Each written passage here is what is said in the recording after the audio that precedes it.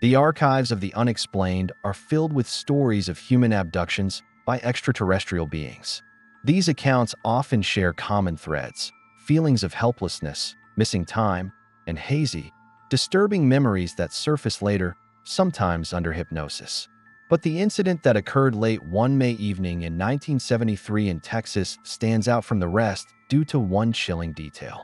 It became one of those rare documented cases where not only humans, but also animals were subjected to alleged alien interference, with witnesses observing the process. That night forever changed the lives of 4 women, leaving an indelible scar on their psyches and destinies. It all began quite ordinarily. Judy Dorothy, her young daughter Cindy, Judy's mother, and her sister-in-law were returning home to Texas City after an evening playing bingo in Houston. The road was familiar, the night warm and quiet, typical for South Texas. Along the way, they decided to make a small detour and stop in the town of Alto Loma to visit Judy's sister and brother-in-law. The brief visit with relatives was pleasant, filled with conversation, and soon the women were back on the road, anticipating their arrival home. The atmosphere in the car was relaxed. They discussed the game and made plans for the next day. But the tranquility was suddenly shattered. Ahead, low on the horizon, the night sky was pierced by a powerful, bright light. It resembled neither oncoming headlights, nor a spotlight, nor aircraft lights.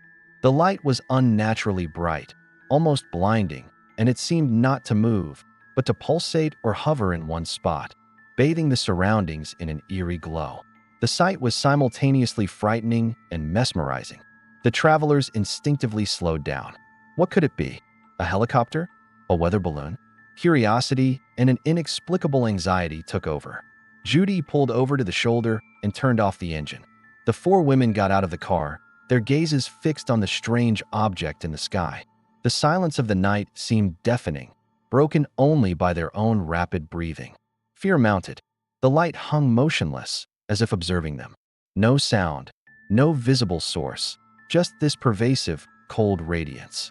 They stood like that for several minutes, which felt like an eternity, unable to look away, trying to comprehend what was happening. Then, as suddenly as it had appeared, the light went out, leaving behind only the dark sky and a ringing silence. Shaken and somewhat frightened, the women hurried back into the car. They exchanged anxious words, trying to find a rational explanation for what they had seen, but no version seemed convincing. They drove the rest of the way to Texas City in silence, each lost in her own thoughts, trying to push away the unsettling feeling that they had witnessed something strange and possibly dangerous. Some time passed after that night. Life went on, but for Judy Dorothy, something had subtly changed. She began to suffer from debilitating, terrifying headaches, the likes of which she had never experienced before. Simultaneously, she was overcome by fits of causeless anxiety, panic attacks accompanied by a feeling of deep, inexplicable horror. She felt broken, constantly tired. Her sleep became restless, filled with fragmented, disturbing images she couldn't recall upon waking. Concerned about her condition, Judy started going from doctor to doctor. She underwent numerous examinations, had dozens of tests, but the doctors could only shrug helplessly. No one could find a physical cause for her ailments. She was prescribed painkillers and tranquilizers, but they provided only temporary relief, failing to address the root of the problem.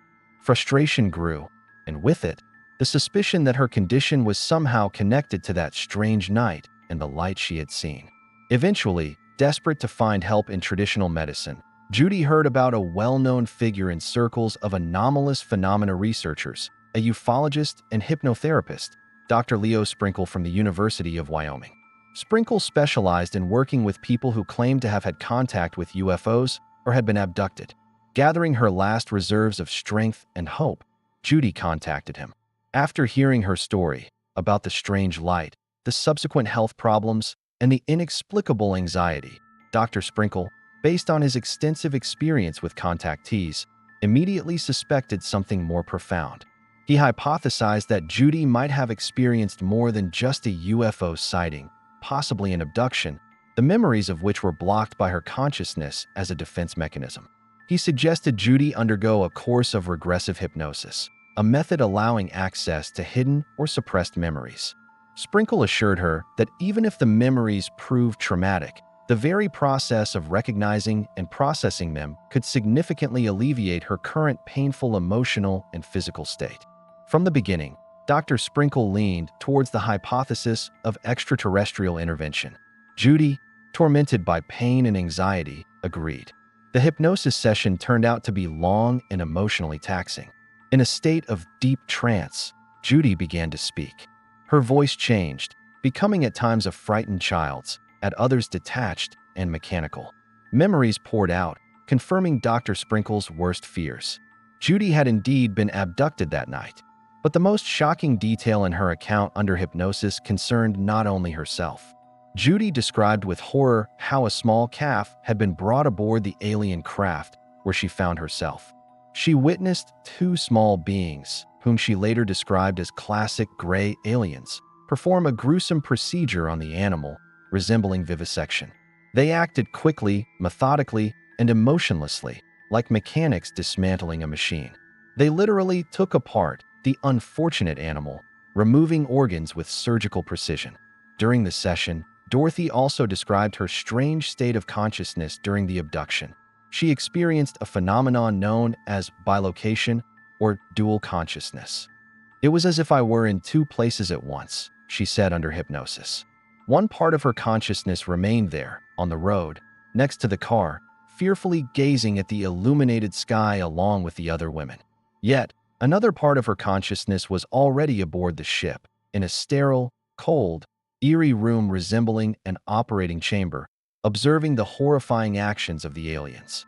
A part of the dialogue during the hypnosis session conducted by Dr. Sprinkle gives an idea of what transpired.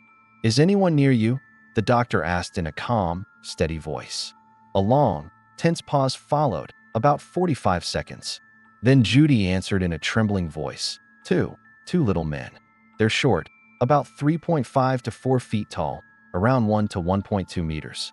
Gray beings with large, oval heads, black eyes, no pupils. I feel like I'm above my car now. I can see it from above. And I also see an animal. It's there, on the ship. It's kicking, trying to break free. It's scared. The calf. This being approaches it, with instruments." Then her memories shifted to another, equally terrifying episode. She saw her 14-year-old daughter, Cindy, lying on the same type of operating table as the calf. The aliens were performing some kind of procedures on her as well. Judy tried to scream, to protest, but she felt paralyzed, and no sound came from her throat. "They don't listen to me," she said despairingly under hypnosis. "They just ignore me. They do what they think is necessary, as if it's completely natural for them. They seem to have no emotions at all. Nothing bothers them. They're taking some samples from my girl, with a needle, something else." A video recording of this shocking hypnosis session was later included by the renowned journalist and researcher Linda Moulton Howe in her documentary film Strange Harvests, which focused on the phenomenon of cattle mutilation and its possible connection to UFOs. In a 1989 interview on the Radio XXI Century station, Linda Howe elaborated on Judy's revelations. Judy described how, in a pale beam of yellowish light emanating from the craft, a small brown and white calf was lifted aboard, lifted as if by magic, without visible cables or mechanisms. Dorothy was already aboard the UFO at this time and observed, with a mixture of horror and detachment, how the aliens quickly and efficiently removed the animal's tongue, eyes, sexual organs, and other body parts, a typical pattern of mutilations found in cattle in similar cases across the country.